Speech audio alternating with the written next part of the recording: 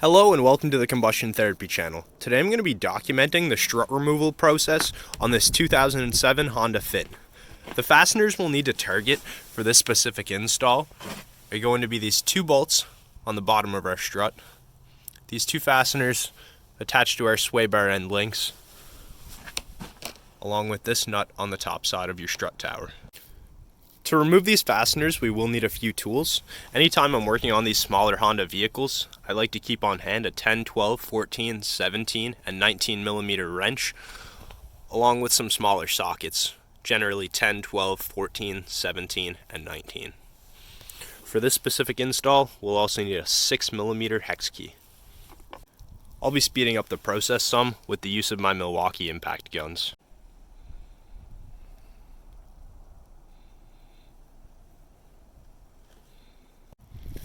And now that we have snow, it's time to begin.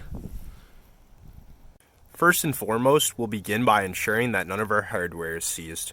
This means checking the nuts on our sway bar end links to ensure that we'll be able to break them free, along with the bolts that run through our strut. These nuts on the top of your strut can also be a little tricky at times, but I'll show you a trick for taking care of that.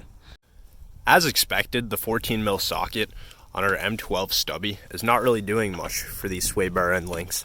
They're simply spinning inside the joint, which is not allowing our fastener to come off. I have a solution for that as well. After deciding we'd be best off with a new set of sway bar links rather than trying to save these old crusty ones which have been rested up for a couple of years, we're just going to remove them by chopping them off or burning them off.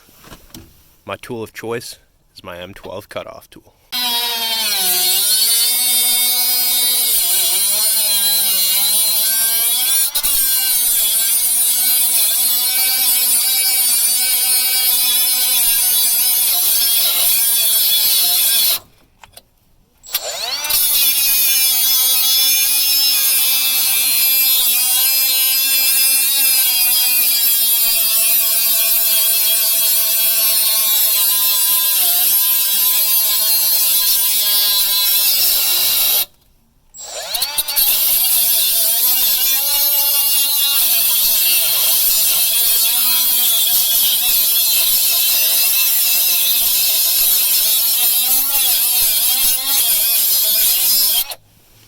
Boy, do I wish I had oxyacetylene here at home.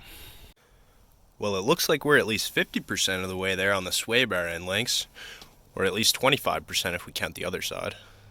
When these aren't so stubborn, sometimes you'll be lucky enough to latch a solid set of vice grips to them, and then you can impact it off, if you're lucky.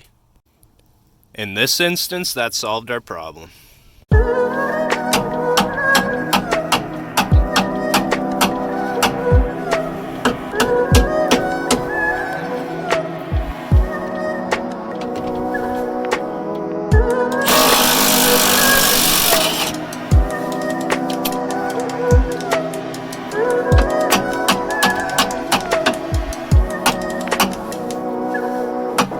With our sway bar end link out of the equation, we're going to ensure that neither of our bolts passing through the strut and knuckle are seized into the knuckle.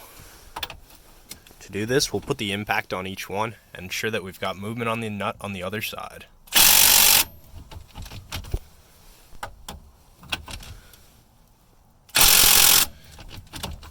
Looks like both of our bolts are free.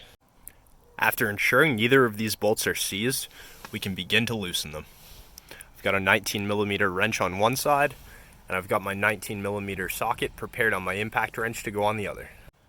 Make certain to ensure a great fit between your wrench and your nut. This will avoid stripping your nut, saving you many headaches down the line. With both bolts loosened but not removed, we can start at our top nut. The trick for these top nuts, after removing the small plastic cap, of course,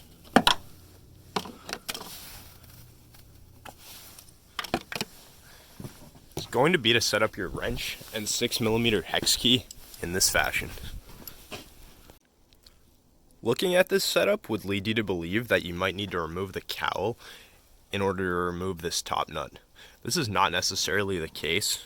if you're willing to make a bit of a risky maneuver, setting up your hex key on top of your ratcheting wrench. This doesn't necessarily need to be a ratcheting wrench, but it does improve the ergonomics just ever so slightly.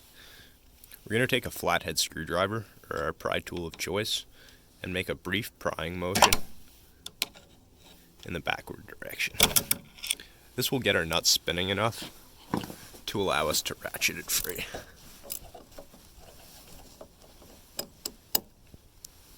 And as you can see, the hex key is not turning with our nut. This is exactly what we're looking for. In some instances, it might be necessary to apply a little lick of heat to your top nut, but in this instance, we didn't need to.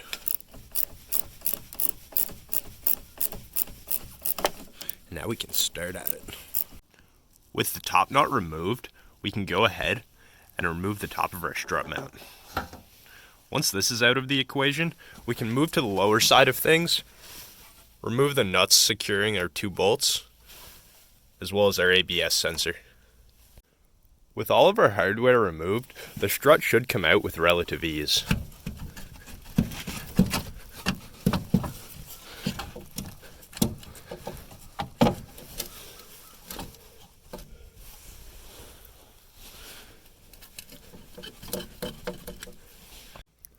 When tugging at the strut to lower it down from the tower, be careful that your brake line has come disconnected from the strut assembly itself. There's a small pin that passes through this strut, and if it doesn't come loose, you may rip or tear your brake line.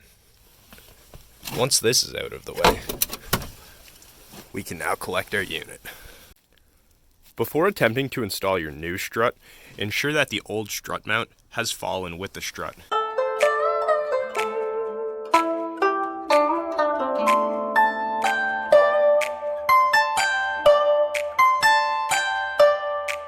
Setting up your new unit is also a breeze. Taking your top mount and ensuring that it gets placed the same way it came off the old unit. This is a new mount. I'm sure there are instances where you might reuse the old mount, but in this case I will not be. With the new unit resting on our knuckle, we can go ahead, place the upper part of our top mount onto our strut stud, and begin threading down the new included nut.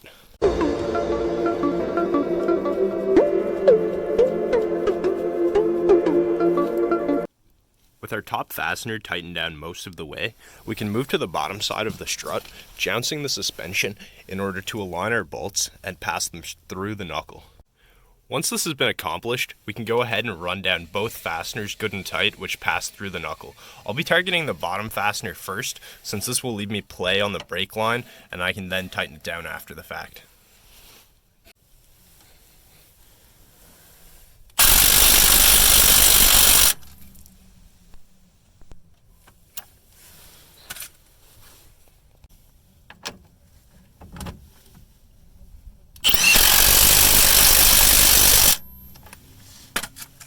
Violent.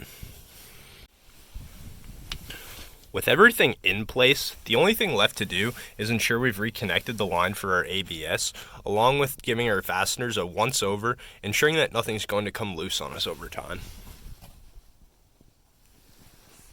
Once this is complete, we can go ahead, reinstall the wheel, and allow the vehicle to settle for a little once it's off the jack, before taking it any real distance. This will allow the suspension to compress and rest up where it will over time. I will be in here for a little, since I do need to install a new sway bar end link, along with some pads and rotors once they arrive. However, the intention of today's video was to install the strut, which we've accomplished. The process is the exact same for the other side, and shouldn't take you too long now that you've familiarized yourself with all the fasteners. Thank you for watching today's combustion therapy content. We'll have lots more for you in the new year. Don't forget to subscribe if you in any way found this useful or enjoyed today's video.